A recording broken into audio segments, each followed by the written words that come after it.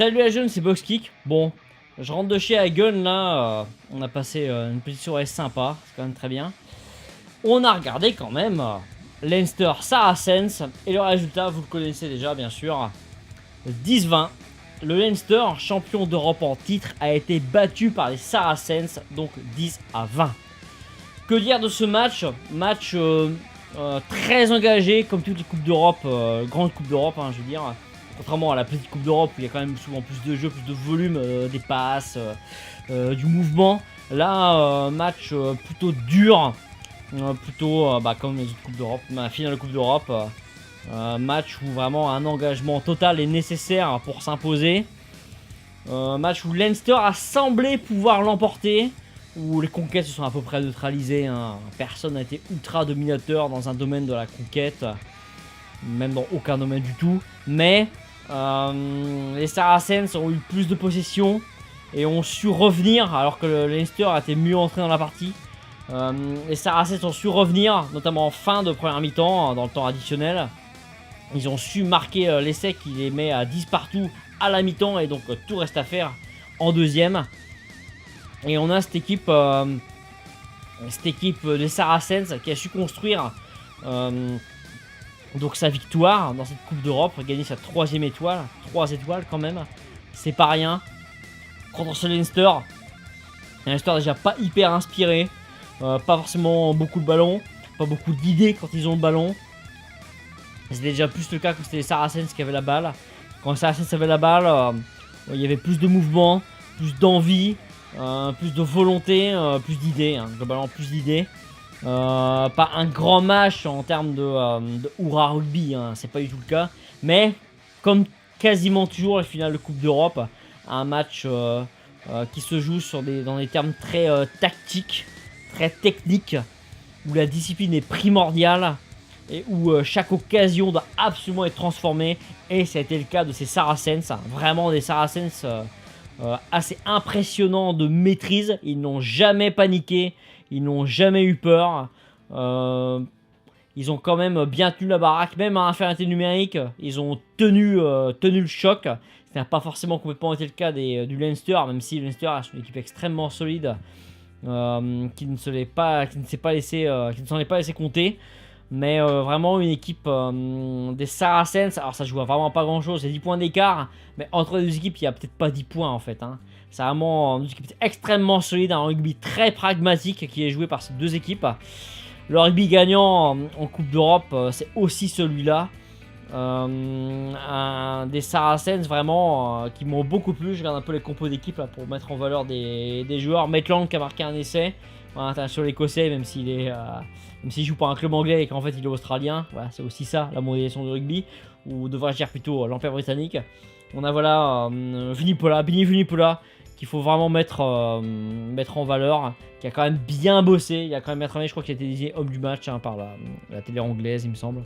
J'ai regardé sur Beansport, et puis de toute façon, on passe notre temps à parler avec Hagen et à jouer avec sa fille, donc bon, bref, peu importe.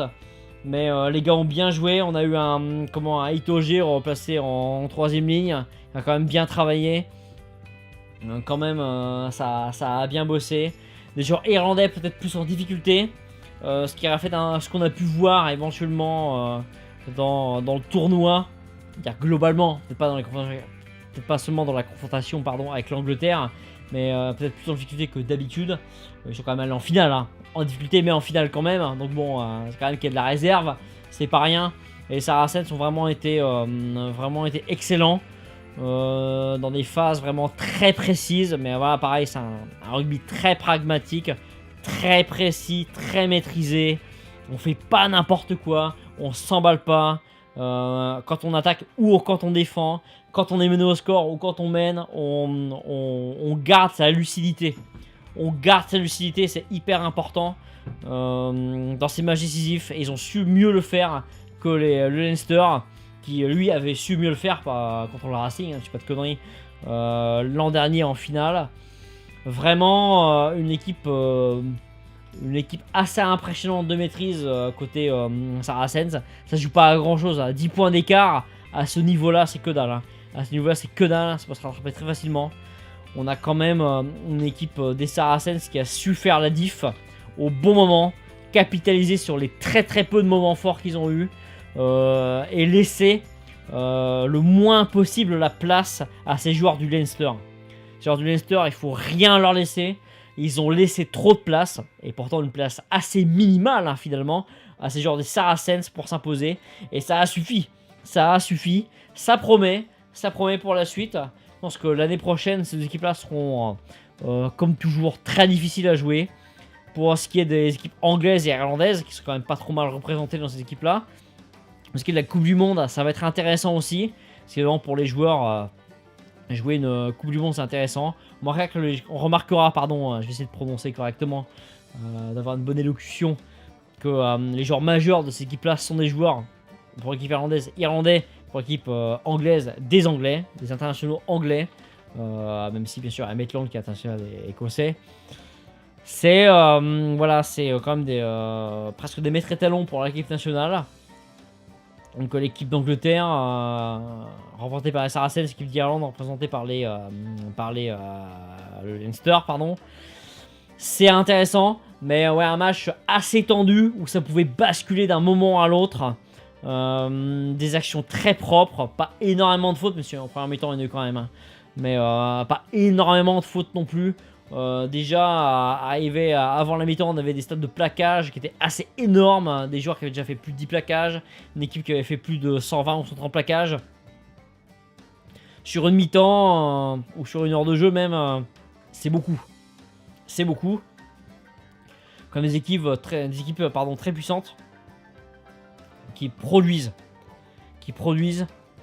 Peut-être pas le jeu qu'on imagine, nous Français, French Flair, des passes, avec des trous béants dans la défense. Non, des équipes qui sont raisonnables de ce niveau-là, qui savent se retenir quand il faut, retenir l'adversaire, contenir, mesurer. Et c'est beau aussi à voir, hein, quelque part. Hein. On a eu des beaux rockings, des contre-rockings, la touche, la mêlée, ça a été assez disputé. Il n'y a pas forcément, j'ai pas vu forcément une équipe dominer l'autre dans ce domaine-là. Dans les matchs d'élimination directe, il y en a quand même 3 de suite hein, dans une Coupe du Monde, par exemple. C'est des paramètres qu'il faut maîtriser. C'est loin d'être évident. C'est pas comme les matchs de poule, hein, par exemple. C'est pas du tout la même chose. Il faut le faire. Et les Saracens l'ont mieux fait. Ils n'ont pas été parfaits, mais ils l'ont mieux fait. Bravo à eux, franchement, bravo à eux, à leur coach, à leur staff, c'est cool pour leurs supporters. Franchement, c'était pas forcément le match le plus évident de l'année, du monde et de leur vie à gagner. Et c'est déjà la 3ème étoile. Il mettait sur Beansport, regardez sur Beansport hein, chez Hagen. Il n'y a pas Beansport, mais je l'ai amené avec le téléphone. Beansport, il n'y a pas de souci. Merci MyCanal. Que c'était la 4ème étoile la 3ème étoile en 4 ans, pardon. La 3ème étoile en 4 ans. Franchement, ouais, c'est Saracens. Ils mettent leur empreinte sur cette décennie actuelle du rugby européen. Et bah bravo à eux. Parce que c'est pas nulle part. Il faut quand même le faire. Bravo à eux. Et je pense que j'ai à peu près tout dit. Sauf que c'est après le match, longtemps après le match, et que j'ai pas revu le match depuis, et que je suis enroué depuis tout à l'heure, que vous avez la gentillesse de m'écouter. Qu'est-ce que j'ai d'autre à dire à part merci et ciao bye.